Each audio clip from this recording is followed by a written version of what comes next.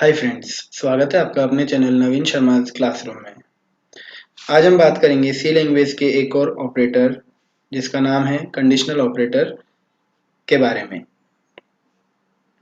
Conditional operator basically यदि हम बात करें तो इसको हम यूज़ करते हैं सी लैंग्वेज में to solve the conditional expressions, यानी कि वो एक्सप्रेशंस जिसमें कंडीशंस इन्वॉल्व होती है और कंडीशंस के बेसिस पे हमें कोई डिसीजन लेना पड़ता है, कोई रिजल्ट हमें लेना पड़ता है। तो उसके लिए हम क्या करते हैं, कंडीशनल एक्सप्रेशंस यूज़ करते हैं। कंडीशनल एक्सप्रेशंस को यूज़ करने के लिए जो हमारा कंडीशनल ऑपरेटर है, अगर हम उसके सिंटेक्स की बात करें या उसके फॉर्म की बात करें तो यहाँ पर जो कंडीशनल ऑपरेटर वो बेसिकली क्वेश्चन मार्क और कॉलन इन दो सिंबल्स का कॉम्बिनेशन होता है। इसके अंदर अगर आप देखें तो क्वेश्चन मार्क से पहले एक एक्सप्रेशन होता है जिसको हम एक्सप्रेशन 1 से डिनोट कर रहे हैं। क्वेश्चन मार्क के बाद में एक एक्सप्रेशन है जिसको हम एक्सप्रेशन 2 से डिनोट कर रहे हैं, और कॉलन से बाद में एक है एक्सप्रेशन 3 जिसको हम डिनोट कर रहे हैं EXP3 से। तो जब ये कंडीशनल ऑपरेटर की वर्किंग को यदि अपन समझते हैं तो इसमें होता क्या है कि सबसे पहले एक्सप्रेशन 1 यानी कि EXP1 को इवेल्युएट किया जाता है, टेस्ट किया जाता है। यदि EXP1 की वैल्यू सपोज दैट ट्रू है या नॉन जीरो है, उस केस में EXP2 रिटर्न एक कैलकुलेट होगा, इवेल्युएट होगा।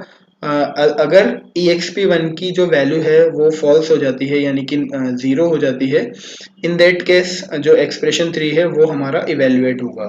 तो अगर हम यहाँ पर देखें इस सिंटेक्स में जो ब्लू बैकग्राउंड में बॉक्स के अंदर शो किया गया है, उसके लिए कुछ यहाँ पर मेन पॉइंट्स हैं जहाँ पर आप देख सकते हैं कि EXP1, EXP2, EXP3 are all expressions. The conditional operator works as follows. जैसा कि आप देख रहे हैं EXP1 is evaluated first if it is non zero that is true, यानी कि अगर EXP1 को इवेल्युएट करने पर जो रिजल्ट आ रहा है वो नॉन जीरो है, यानी कि अगर कोई कंडीशन है और वो ट्रू है, इन दैट केस द एक्सप्रेशन 2 यानी कि EXP2 is evaluated and becomes the value of all the expression. यानी कि अगर EXP1 की वैल्यू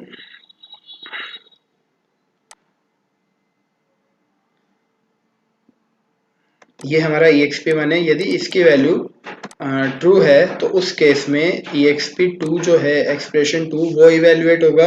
यानी कि ट्रू के केस में अगर आप देखें यहाँ पर मैंने T लिखा, T के केस में EXP2 इवेल्युएट होगा, बट अगर EXP1 हमारा फॉल्स है, इन दैट केस EXP3 यानी कि एक्सप्रेशन 3 हमारा एग्जीक्यूट होगा, इवेल्युएट होगा। तो यहाँ पर बेसिकली जो सबसे पहले टेस्टिंग की जा रही है वो एक्सप्रेशन 1 की टेस्ट की जाएगी। एक्सप्रेशन 1 एक कंडीशनल स्टेटमेंट हो सकता है, उसका रिजल्ट यदि ट्रू है तो एक्सप्रेशन 2 इवेल्युएट होगा और ओवरऑल एक्सप्रेशन का ये रिजल्ट बन जाएगा। लेकिन अगर EXP1 की जो रिजल्ट है वो फॉल्स हो जाती है, EXP1 इवेल्युएट होने के बाद फॉल्स रिटर्न कर रहा है, जीरो रिटर्न कर रहा है, इन दैट केस EXP3 यानी कि एक्सप्रेशन 3 हमारा इवेल्युएट होगा और ओवरऑल एक्सप्रेशन का क्या बन जाएगा, ये पूरा का पूरा पार्ट बन जाएगा। तो आप यहाँ पर देख सकते हैं कि here one thing is important that after evaluating the expression 1, यहाँ पर हम ये देख सकते हैं कि जो हमारा एक्सप्रेशन 1 है, इस एक्सप्रेशन 1 को जब हम इवेल्युएट करते हैं तो यहाँ से दो रिजल्ट आएंगे, या तो ट्रू या फॉल्स। ट्रू के केस में हमारा एक्सप्रेशन 2 और फॉल्स के केस में एक्सप्रेशन 3 इवेल्युएट हो रहा है, बट एट ए टाइम दोनों में से एक ही एक्सप्रेशन हमारा यहाँ इवेल्युएट हो रहा है। तो यही यहाँ पर सोचने वाली बात है, यही यहाँ पर इंपॉर्टेंट बात है कि एक्सप्रेशन 1 का इवेल्युएट होना कंपलसरी है, लेकिन एक्सप्रेशन 2 और एक्सप्रेशन 3 दोनों में से कोई एक ही एट ए टाइम इवेल्युएट होगा। अब एक एग्जांपल है जहां पर आप देख रहे हैं कि a एक वेरिएबल है जिसकी वैल्यू यहाँ पर 10 है और b की वैल्यू यहाँ पर 15 है।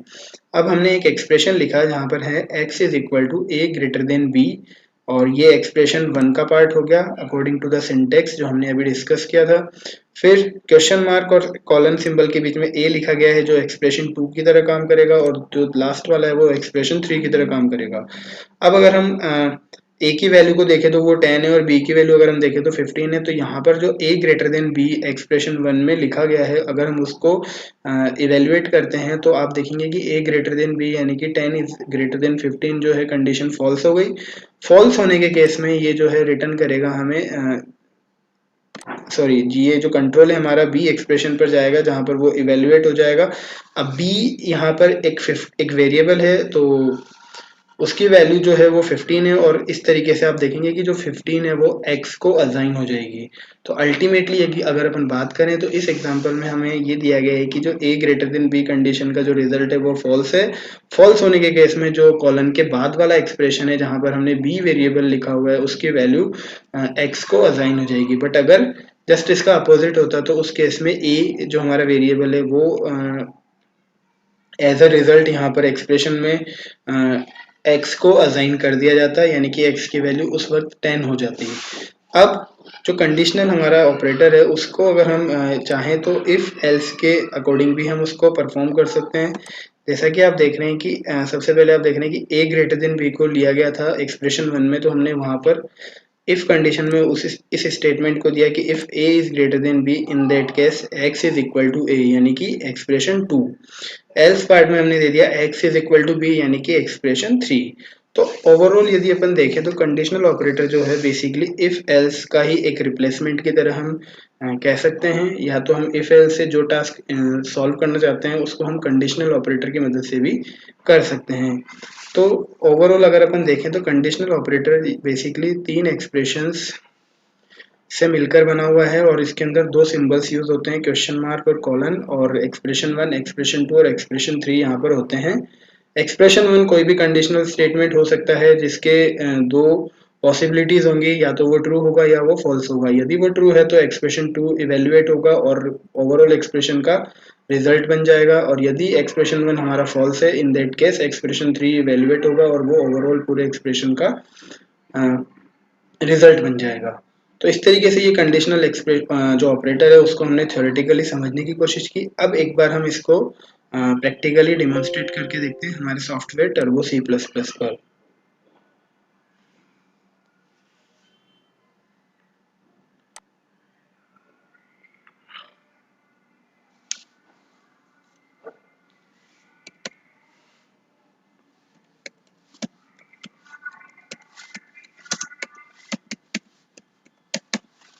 तो कंडीशनल ऑपरेटर्स को आज हम यूज करके देखने वाले हैं इन C language practically.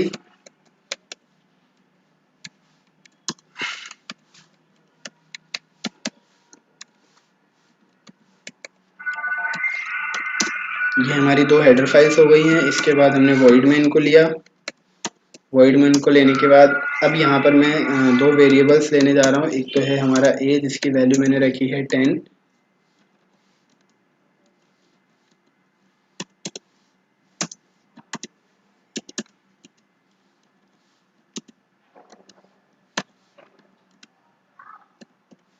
a is equal to 10 मैंने यहाँ पर दिया, and b is equal to मैंने यहाँ पर मेंशन किया 15। अब क्लियर स्क्रीन मैंने यहाँ पर मेंशन किया। क्लियर स्क्रीन लगाने के बाद जो मेरा जो नेक्स्ट एक वेरिएबल मेरे को और लेना है वो मैं ले लेता हूँ x, और अब हम यहाँ पर एक कंडीशन एक एक्सप्रेशन हम यहाँ पर बनाते हैं जिसके अकॉर्डिंग हम यूज करेंगे कंडीशनल ऑपरेटर को। जैसा कि मैंने लिखा है a ग्रेटर देन b, इसके बाद मैंने क्वेश्चन मार्क दिया, फिर मैंने दिया a एंड उसके बाद मैंने दिया कॉलन और फिर मैंने दिया b। यही एग्जांपल हमने अभी हमारी प्रेजेंटेशन में भी डिस्कस किया था। अब इसको करने के बाद मैं एक बार x की वैल्यू यहाँ पर प्रिंट करवाता हूँ, देखता हूँ x की वैल्यू हमारे पास क्या आती है। तो मैंने लिखा x is equal to %d comma x, और अब मैंने गेट ch दिया और मैंने यहाँ पर क्लोजिंग करली ब्रेस लगाया। इसके अलावा एक काम हम यहाँ और कर लेते हैं, a और b के वैल्यूज को भी प्रिंट कर लेते हैं सो दैट हम यहाँ पर रिजल्ट अप्रोप्रिएटली इवेल्युएट कर पाएंगे, जज कर पाएंगे। तो a is equal to %d और दूसरा वाला है printf /n b is equal to %d comma b। अब हम इस प्रोग्राम को रन करते हैं। आप देख रहे हैं a is equal to 10, b is equal to 15, so x is equal to 15। अब हमारे पास ये रिजल्ट आया। ये रिजल्ट जो हमारे पास आया, एक बार हम इसको आउटपुट विंडो के मदद से यहाँ पर जो स्टेटमेंट एग्जीक्यूट हो रहे हैं वहां से हम इसको समझते हैं। सबसे पहले आप देख रहे हैं ए की वैल्यू 10 है, बी की वैल्यू 15 है और एक्स हमने अभी कुछ भी असाइन नहीं करा। फिर हम आ गए हमारे एक्सप्रेशन पे जहाँ लिखा हुआ है x is equal to a greater than b. अगर हम ध्यान से देखें तो जो हमारा कंडीशनल ऑपरेटर था उसमें जो हमारा सिंटेक्स था इसका कंडीशनल ऑपरेटर का ए ग्रेटर देन बी वहाँ पर एक्सप्रेशन 1 की जगह यूज़ किया गया है। तो ए ग्रेटर देन बी सबसे पहले यहाँ पर इवेल्युएट होगा। ए की वैल्यू यहाँ पर 10 है, बी की वैल्यू यहाँ पर 15 है, तो ए ग्रेटर देन बी जो कंडीशन है वो फॉल्स हो जाएगी। अब क्योंकि ये कंडीशन फॉल्स हो रही है तो हमने पहले पढ़ा हुआ था कि ये कंडीशन यदि फॉल्स होती है एक्सप्रेशन 1 फॉल्स हो जाता है तो जो एक्सप्रेशन कॉलन के बाद में लिखा गया है यानी कि कॉलन के बाद वाला जो पार्ट है वो है हमारा यहाँ पर बी, वो जो है एक्स का वैल्यू बन जाएगा, वो जो है ओवरऑल रिजल्ट के तौर पे एक्स को असाइन कर दिया जाएगा। तो यहाँ पर आप देख सकते हैं कि जो हमारे पास एक्स की वैल्यू आ रही है वो 15 आ रही है और वो इसी वजह से आ रही है क्योंकि एक्स को जो है हमने बी की वैल्यू दे दी है और वो देने के रीज़न यही है क्योंकि ए ग्रेटर देन बी जो हमारा एक्सप्रेशन 1 था उसका रिजल्ट हमारे पास फॉल्स आ रहा है। अब मैं क्या करता हूँ ए की वैल्यू को बढ़ा देता हूँ, मैं 100 कर देता हूँ और अब हम ये चेक करते हैं कि क्या अब हमारे पास रिजल्ट अब क्या आ रहा है। ए की वैल्यू 100 है, बी की वैल्यू 15 है, तो एक्स की वैल्यू अब 100 हो गई। ये कैसे पॉसिबल हुआ, ये कैसे चेंज हुआ, इसको भी हम एक बार जज करते हैं। सेम कंडीशन है ए ग्रेटर देन बी। अब ए ग्रेटर देन बी के केस में अगर हम देखें तो ए हमारा अब 100 जो है बी से ज़्यादा है। उस केस में क्वेश्चन मार्क के बाद वाला जो पार्ट है यानी कि एक्सप्रेशन 2 वाला जो पार्ट है वहाँ पर वेरिएबल है ए, वो जो है इस कंडीशनल एक्सप्रेशन का रिजल्ट होगा और वो रिजल्ट हमें एक्स को यहाँ पर असाइन करना पड़ेगा। तो इस वजह से हम कह सकते हैं कि ए की वैल्यू जो 100 है वो एक्स को दे दी गई है। तो ये एक छोटा सा डेमोन्स्ट्रेशन था जिसके अकॉर्डिंग हमने कंडीशनल ऑपरेटर को यूज़ किया। अब इसी टास्क को हम यूज़ कर सकते हैं इफ़ एल्स की मदद से भी। वो करने के लिए हमें क्या करना पड़ेगा, आप देख सकते हैं if a is greater than b, अगर मैंने ये दिया कंडीशन तो यहाँ पर आप देखेंगे कि x की वैल्यू a हो जाएगी। बट अगर ये कंडीशन फॉल्स हो जाती है तो हम यहाँ पर लिखेंगे x is equal to b और फिर सेम स्टेटमेंट जो है हमारा printf वाला यहाँ पर हम एग्जीक्यूट करेंगे जिसके अकॉर्डिंग हम देंगे स्लेशन में x is equal to %d और फिर हमने दिया x। अब हम इस प्रोग्राम को वापस से रन करते हैं तो जो आउटपुट ऊपर आ रहा है वही आउटपुट अब हमारे पास x के दो आउटपुट आएंगे और आई थिंक दोनों सेम आने चाहिए। अब जैसा कि आप देख रहे हैं a हमारा 100 है, b हमारा 15 है, तो x इज इक्वल टू 100 तो पहले ही आ चुका था। जो दूसरा वाला x इज इक्वल टू 100 है वो हमने इफ स्टेटमेंट की मदद से यहाँ पर प्राप्त किया है। तो इस तरीके से ये हमारा एक छोटा सा डेमोन्स्ट्रेशन था कंडीशनल ऑपरेटर को यूज़ करने के लिए।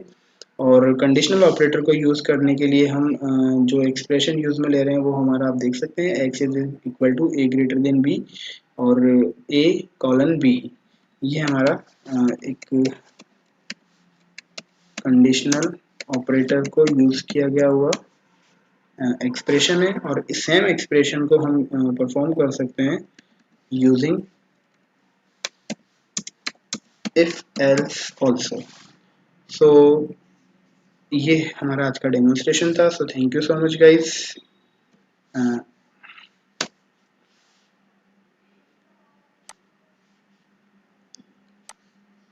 ये हमारा कंडीशनल ऑपरेटर का जो प्रेजेंटेशन है उसके बारे में हम बात करें कि क्या होता है और कैसे ये वर्किंग होता है, क्या इसका सिंटेक्स होता है। तो आई होप आप लोगों को कंडीशनल ऑपरेटर का जो ओवरव्यू है वो समझ में आया होगा। एंड इसी के साथ हम हमारा आज का जो सेशन है वो क्लोज करते हैं। So thank you so much, have a nice day, good bye.